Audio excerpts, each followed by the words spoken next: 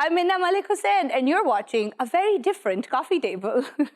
It is wonderful to be back after a hiatus. And as you might have noticed, this is not a full shot because I'm alone on this sofa. It's a very novel experience, but I'm really excited. As you can see, my giant grin is back on your screens. Because today we are talking about a topic that is very close to my heart. This is a conversation I've been wanting to have with these particular people for a very long time. And I'm delighted for the coffee table to be welcoming both of these to the show remotely via Skype, because we are all staying safe and being sensible, as I hope all of you are doing. So it is our great pleasure to welcome Zainab Chughtai, who is the founder of Bullyproof, and a consultant in education and a therapist, and also a barrister at law, which is surprisingly quite helpful in many things. And Zahra Aamer, who is a volunteer at Bullyproof, is an illustrator, an animator, and the creative manager at Giraffe Limited. So today we're having these wonderful, intrepid ladies on to talk about the work that they do with Bullyproof, and to talk about body shaming, and to talk about all the brave things and their brave journey that they've been on. Hello, ladies. Welcome to the show from, a responsible distance. Hello. Hi. Hi.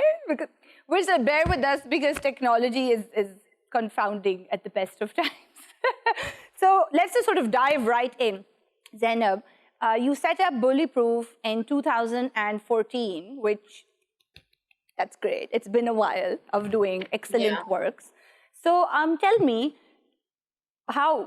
where did the brainchild for Bullyproof come from?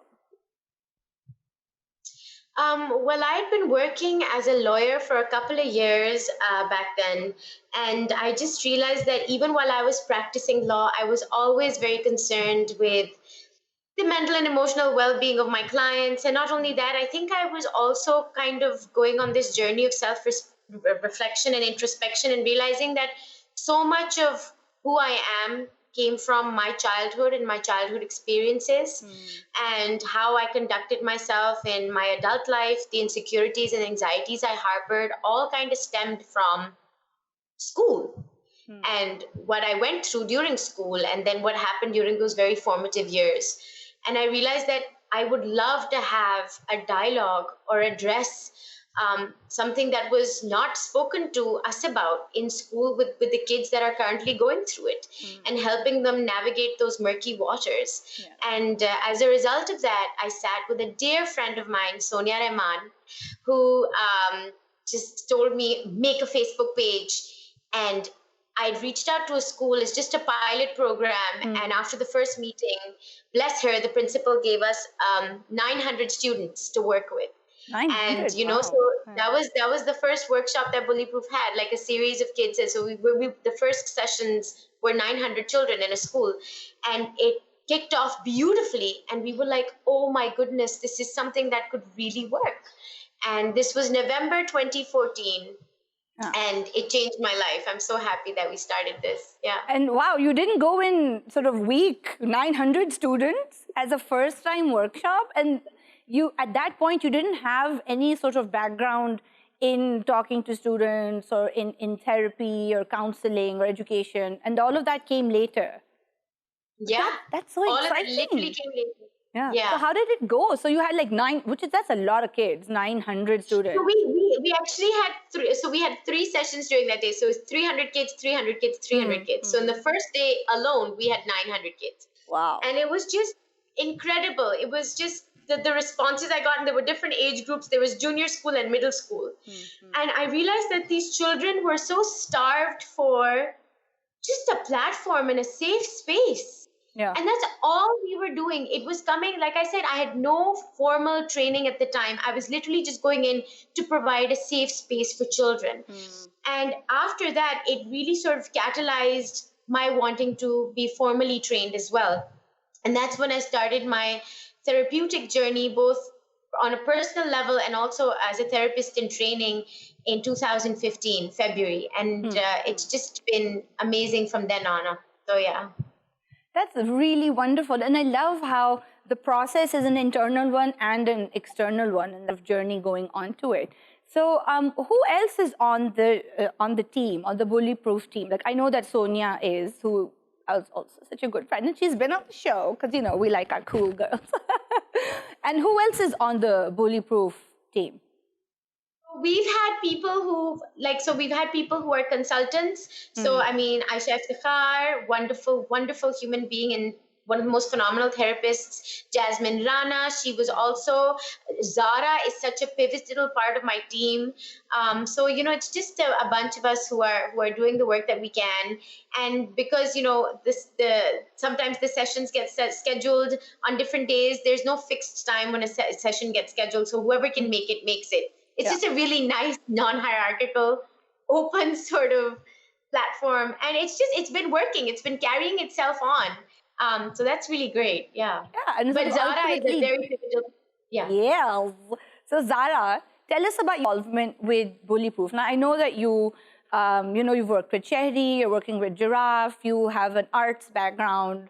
You're creative. So tell me, how did you get involved with Bullyproof?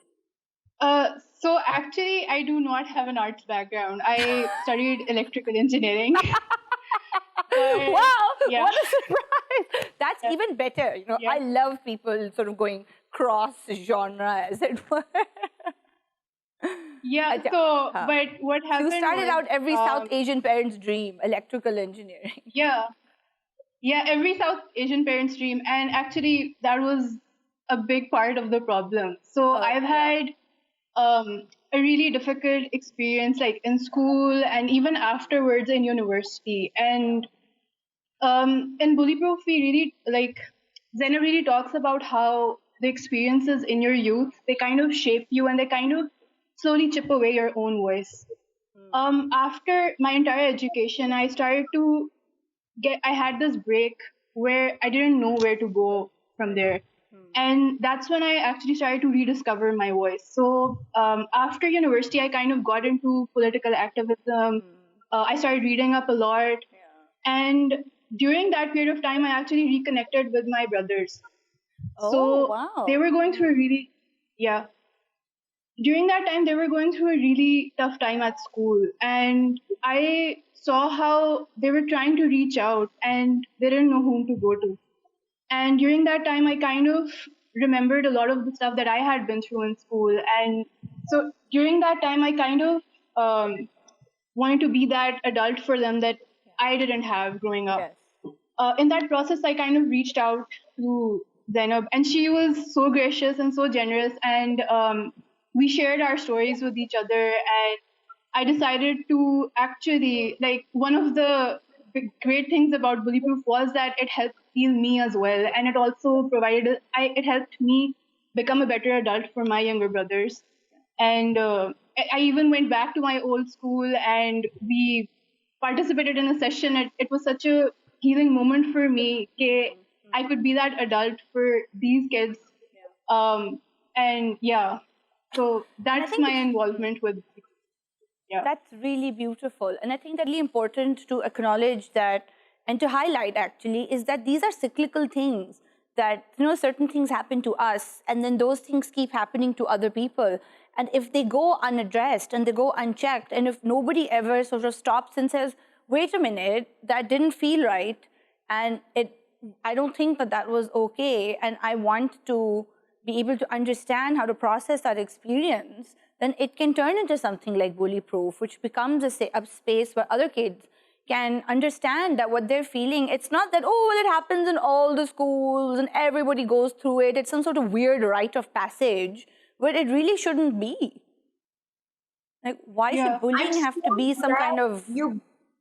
You brought that up, Mina. I'm so glad you brought that up because that's exactly what I do to try and counter all the dissent and the criticism that we receive. Yeah. I remember someone turning around and telling me, an older gentleman when this first started out said, you're robbing these kids of a narrative. Almost like if his son didn't take a few punches in school, his life is going to be... And I was like, why don't you want your children's narrative to be softer, kinder, more empathetic? Why does, the entire notion of what doesn't kill you makes you stronger, or sticks and stones will break your bones, but words will never hurt you. Again, what we keep saying is that these are all very problematic myths. And unfortunately, if parents still subscribe to them, they're doing a lot of damage, knowingly or unknowingly, to their children. It should not be a rite of passage. You should not have to go through a hard time when you are young and feel helpless. Because if you feel helpless and your feelings are not given any magnitude or any importance and are trivialized, can you imagine what that's going to do to your psyche? You're very vulnerable psyche during your formative years. Absolutely. And that's what happens. As adults, you have a plethora of traumas that go unprocessed and unaddressed that can then come up in a lot of symptomatic ways, in symptomatic behaviors.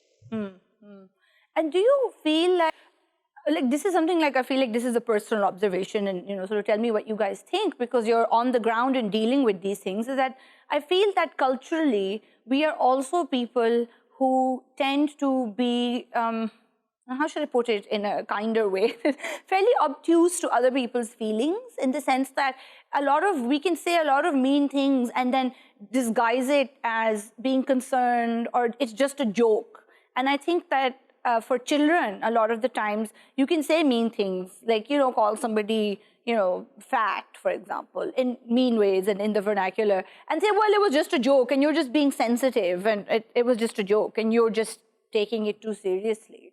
Or that people will be like, oh, if you lost a bit of weight, I'm just saying it for your own good, really. You'd look so pretty if you lost 10 pounds. My God. And because we're also caught in this weird hierarchy of respect for your elders also. So if an older lady is saying this to you, you're just like, because on one level, if you sort of say something, you're afraid you might be rude. But honestly, really, speaking up for yourself, it shouldn't be rude necessarily, should it? Yes, definitely. And that's a big part of the problem why a lot of us are so disconnected with ourselves. So many of us are disconnected with our bodies because we've just come to accept that this is a part, which is why even telling children, even when children come up to their parents and say that we're being bullied at school, a lot of parents just laugh it off, because parents are bullies sometimes. And a lot of the times, actually, teachers are bullies. It's like it's become part of our way of interacting. Kindness and empathy is not a part of our culture. And we should really ask the question, should it really be like that? Should our society be structured like this, in which a child has to live so long in loneliness, absolute loneliness? Yeah. I think that is so important. And we're just going to take a very quick break and come back to this fascinating conversation. Stay with us.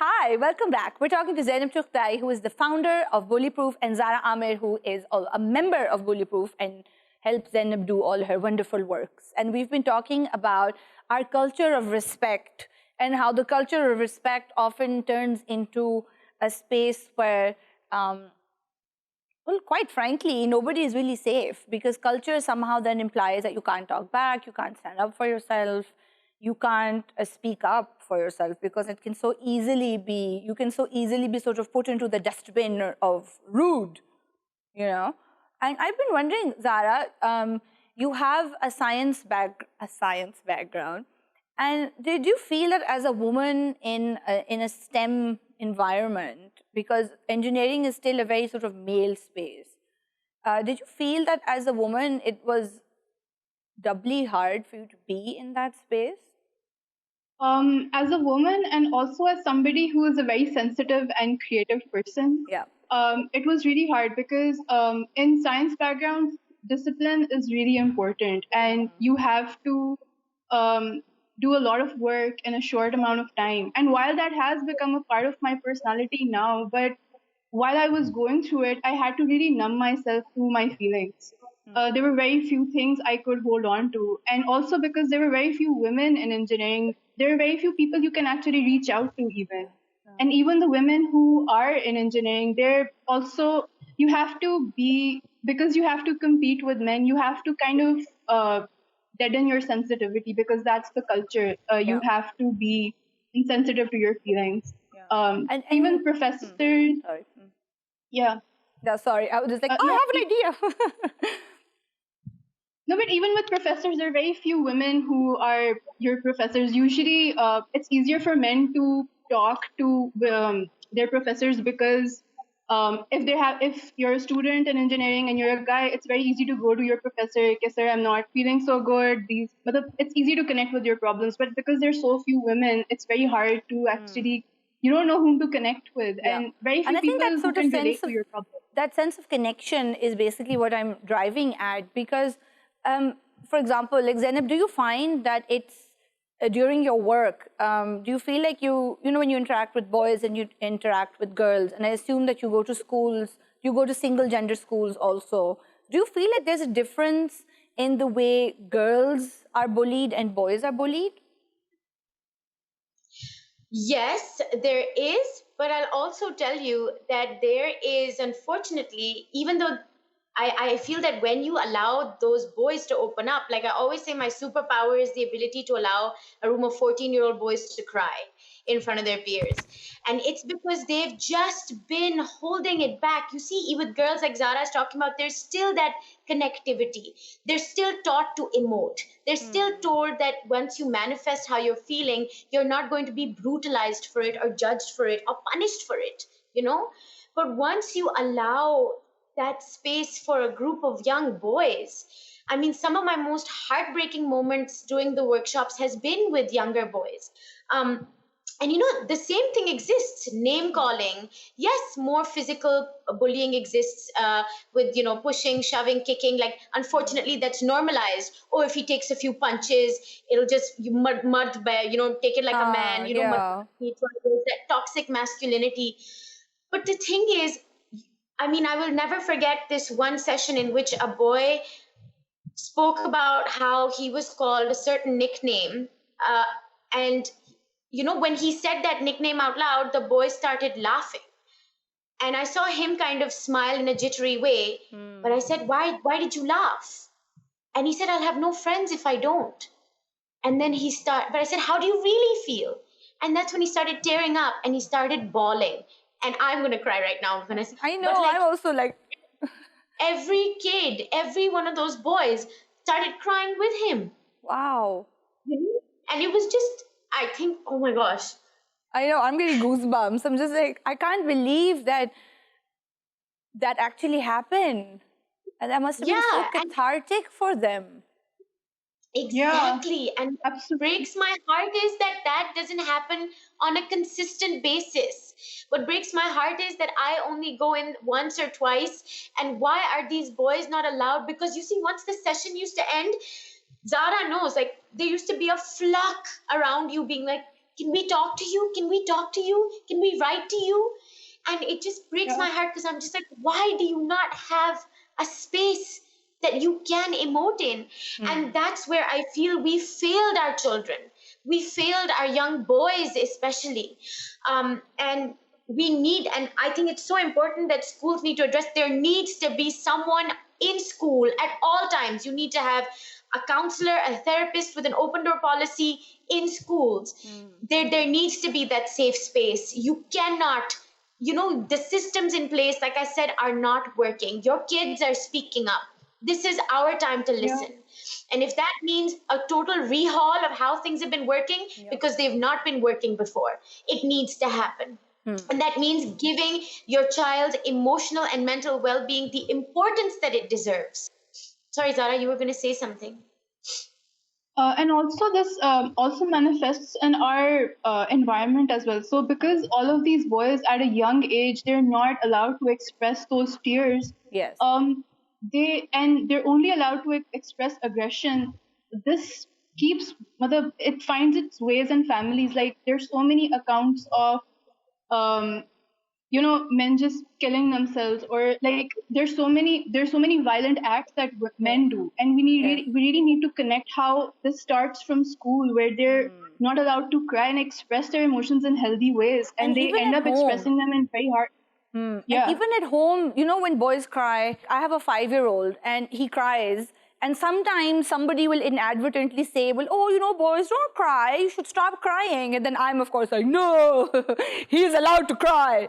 But it's a sort of, it goes in both directions as well. So in this sort of very barest way, what constitutes bullying? And I know this is a very basic question, but I also feel like for a lot of adults and children and maybe older children, the distinction isn't very clear as to, what's a joke, what's the difference between a joke and bullying, or something that sort of, when do you know you've crossed the line? I'm so glad you've brought that up, Mina, because as much as you see, there's certain overt and very there's certain behaviors that you and I can call bullying in black and white. Like if you're pushing someone, slapping someone, kicking someone, physical abuse, spreading rumors, isolating someone, those are still identifiable overt forms of bullying. Yeah. But the thing is, it's how someone's behavior is also being received by someone else. And this is why in our sessions, what I really ask the children to do is connect to how they're feeling. You see, it could, like Zahra said, be coming from a parent, a caretaker, a best friend. And you could just be laughing it off and you would not be connected to the inner havoc that it's wreaking. So I ask the children to sit with how it felt when someone said something that hurt their feelings, but they didn't speak up or they laughed it off. And then, and the fact that they didn't speak up or they laughed it off allowed or enabled the other person to keep doing that. Yes. And then it increases in time and in ferociousness, and then sometimes malice can come in because children are children. And again, it's about how it's received. So if a child is connected to how they're feeling and have the ability and the confidence and the strength to speak up and be like, what you said I didn't like, or it made me feel like this. I felt, we should be training and standing by our children and allowing them, like Zahra said, to connect with their inner selves in order for them to speak up. Because it's also about what they're receiving and how it affects them. So a lot of it is also about what kind of person your child is, or you personally as a person as well, because not everybody will respond to certain incidences in the same way as well. So let's say, like hypothetically, if somebody said to me 4 eyes because I wear glasses, and I was like, I don't care, I've been wearing glasses since I was 8. But maybe my 9-year-old might feel really devastated hearing that. So one has to sort of bear in mind that if, as a parent or a caregiver, if your child is saying that I didn't like it, so even if you personally think that it wasn't such a big deal, you have to listen to what your child is telling you. You should take it seriously. Absolutely. Absolutely. Yeah. And it's also because different people. Yeah. Yes, sorry, Zainab, you were talking. No, go ahead. No, please go ahead. Also, it's really important to understand that different people have different levels of sensitivity, and that's actually beautiful about people. Okay, somebody might just be seeing someone and getting hurt, and the person who's actually experiencing something might not be getting as hurt. So it's a beautiful thing that different human beings have different sensitivity. Your children have different sensitivity, and that you can learn from every child what they need. It's a lesson for parents as well to embrace that. Now, one thing that I want to kind of now steer towards is bullying as an adult. And for me, I think a watershed moment in the work that you do with Bullyproof was in 2016 when the film came out, Battling Body Shaming. And I felt like that was so moving. And I know that both of you were a part of that project. So instead of me telling you, everybody about it, Zainab, why don't you tell me what that film was about? Can I just say that campaign was inspired by your article, Mina, that I read in Dawn News a year before then. And I remember emailing you and I was like, oh my God. I remember getting that email, yes. And I read it and I was like, wow, who is this cool girl? And she's doing this amazing work and how exciting. And yes. But so thank you. I just want you to know that you putting your thoughts and words out there inspired that movement. Thank you. And you see, it had been happening so consistently that I just internalized this. I was shattered. My self-confidence with regards to my physicality was shattered. I had no self-worth. I still struggle with it on the daily. But I don't know what happened. I think there was also at that moment I connected with my anger. I was like, "Ye kyun ho raha hai?" Yeah. And that's when I was like, I am going to channel this anger, because rather than it going inwards and becoming self-destructive, I'm going to speak. And when I spoke up, and I remember putting up a post on Facebook, making it public, and I was like, guys, I want to talk about this. How many of you have gone through this? Let's meet up and let's just put it out on film. Yeah. So many women showed up. And I remember it was about 40 of us. And we literally just sat down and had a story sharing session. I mean, we had kids who were like 11 years old, from women who were in their 50s, 60s.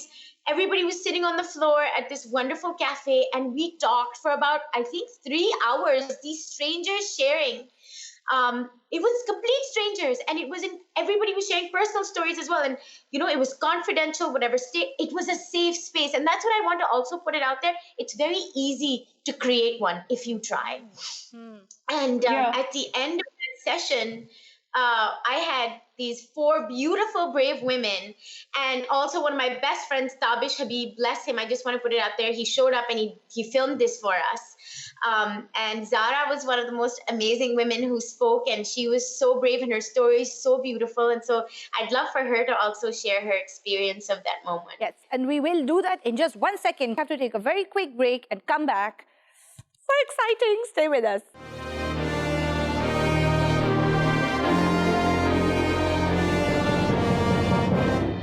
Hi, welcome back to the coffee table. We're talking to Zainab Chughtai and Zahra Aamer from Bullyproof, and we are just talking about body shaming and the wonderful campaign that Bullyproof led back in the day, and that really changed things for a lot of people. So before we Zahra, before you tell me about your wonderful contribution, again, a very basic question, like what is body shaming? Like what does that mean? In a nutshell, it's just making someone feel inadequate in their body and the body that God has given them. Making little comments about people's weight, their hair, their eyes. And often these are such a big part of South Asian culture, we just dismiss them. But the effect of that is that every time you look in the mirror, those are the parts that you notice, not the fact that your body is this beautiful, wonderful miracle of nature. It's an organism that's interacting with life every single day. Your heart is beating every single day. Your mind is working every single day. You forget that. And it's just, oh, I have a pimple on my face. Oh, my hair is like this. When actually it's a miracle of life. It has muscles. The muscles are on our skeleton. Uske upar we have our skin. We're moving, and as women we are moving. But absolutely, for women, it's just our outermost skin, and that's the only thing that it comes down to. And shaming someone for their body disconnects them with their body. Women exist in their mind.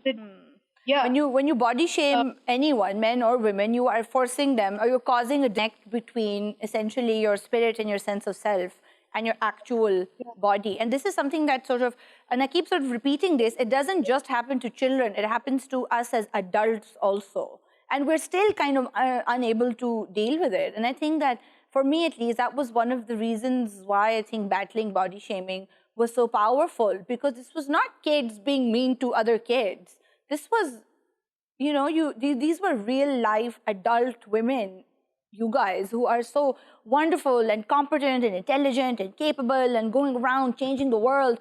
And at the same time, so many people have that kind of broken heart inside as well. So Zahra, tell me about your experience with the campaign. So actually in the video, you can see how I just break down in the middle of the video. Even though when I was going in, I was like, I'm not gonna cry. But I couldn't help it, because those words, they hurt so much, and they hurt to this day. And for a lot of people, those tears were, because we see tears as a sign of weakness, those tears were often used as clickbait, or as, I could see even after the campaign, so many people just use that one line that I said as clickbait for their own videos. But actually, they didn't realize how much strength it took for me to express those tears, and how I was expressing this very vulnerable moment where, even though I'm an illustrator, even though I've switched majors, but at the end of the day, those words just, they hurt so much, and I just wish they had not been said. Yeah. And body shaming is so complex because it's into things like ageism, for example. And Zainab, could you sort of tell me a little bit about that? And do you feel like ageism is sort of worse for women than it is for men in our societies? Absolutely, I think all over the world, but especially in our societies. I mean, women are just considered ticking biological clocks with a certain purpose that runs out after they've crossed, the age of like your early 20s or mid 20s. Like, yeah, you're like on the shelf. Like, yeah, you're running out of time, but you stop and you ask yourself, for what?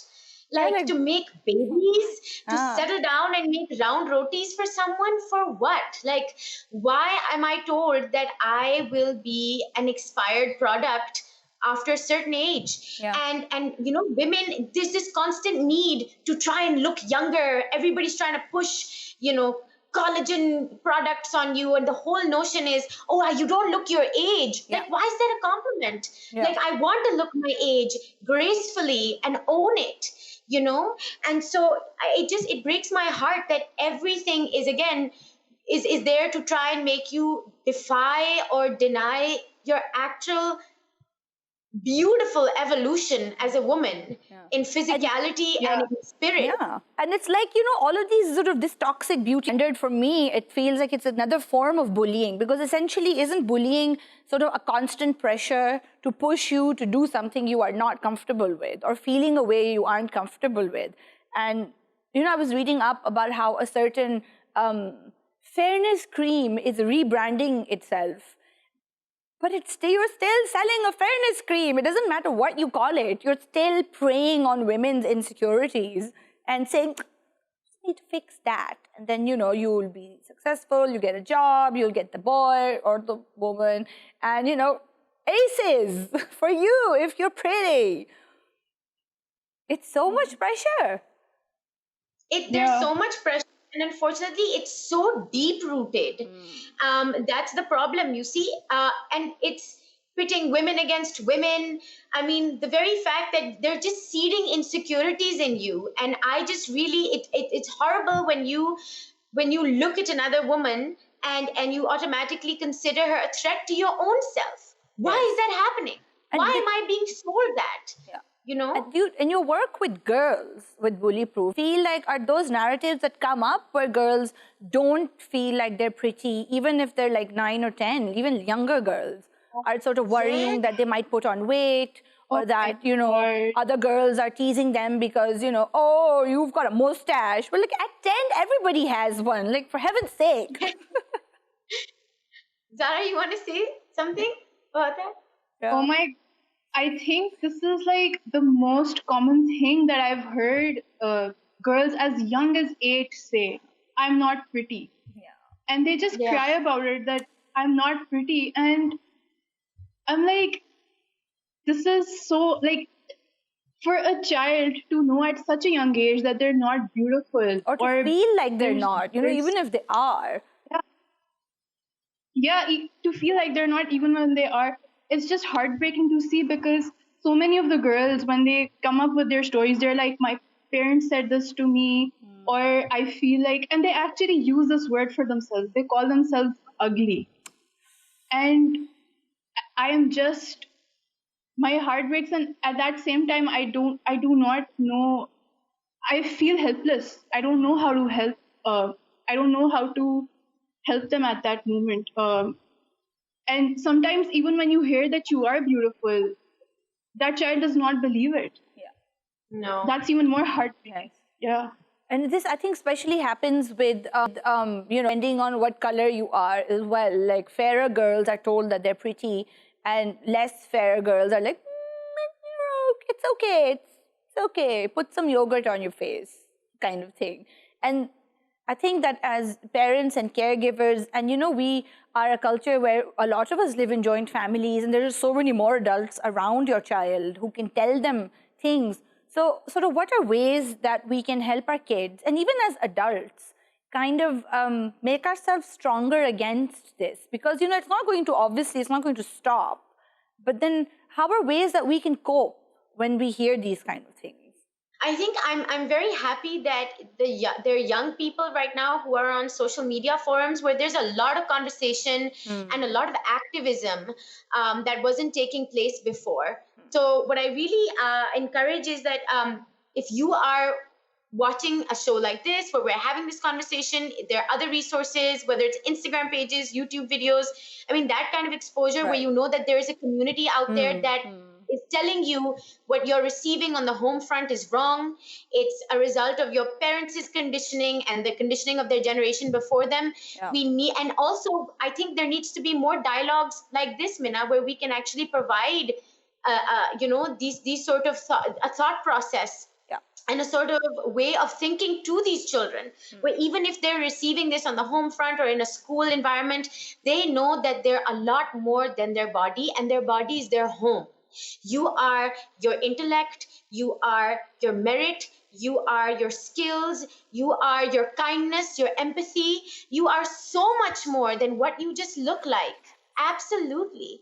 And, you know, unfortunately, I also want to bring in the politics of a patriarchal society into this, because a woman is conditioned to believing that she has to cater to the male gaze. All right. And I mean, I've had people in my own social circle talk about how, you know, a woman should stay fit and beautiful for her man, because kal ko he might leave her if she kind of like lapses on the way that she looks or loses weight. Like, it's our responsibility to take care of our bodies. And that really like pissed me off. Sorry, I don't know if I'm allowed to say that, but like, yes, it's a grown-up show.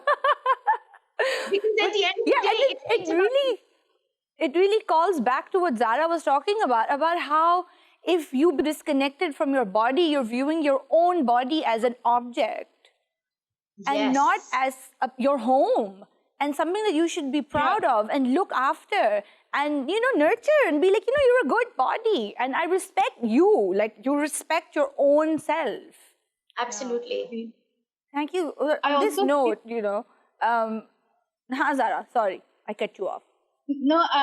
No, it's okay. Like, I just wanted to say that if you're a woman and if you have daughters and if you're watching this show, I feel one of the best things you can do is actually start making a home for making your own body your home and start looking at yourself as a beautiful body, because that's really infectious. A lot of other girls also see that and they start noticing the little, like, it's actually at the end of the day, it's little things like the way someone's eyes twinkle and, you know, the way their hair curls at the end. Those are such beautiful things about people. And as artists, like, actually look at other artwork and the way people depict women in all shapes and forms very beautifully, especially the work of other women.